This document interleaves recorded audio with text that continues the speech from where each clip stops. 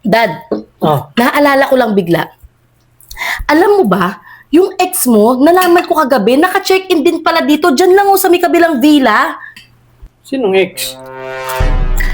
Yung maganda, maputi, matangkad. Hindi ko maalala kung college mo siya ex or high school. Basta maganda yun, Dad. Ah, si Kimberly Cruz.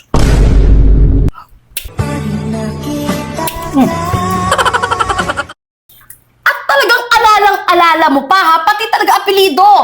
Tigas talaga ng mukha mo, Pot. Sinasabi ko talaga sa'yo. Mamaya katukin mo yung ex mo dun, ha?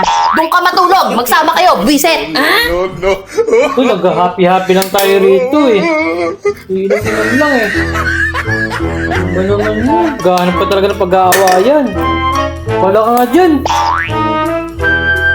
Nagsasayo lang tayo dito eh. Bin, sakit na sampal mo kanina. Baliw. Muguhit. Wet.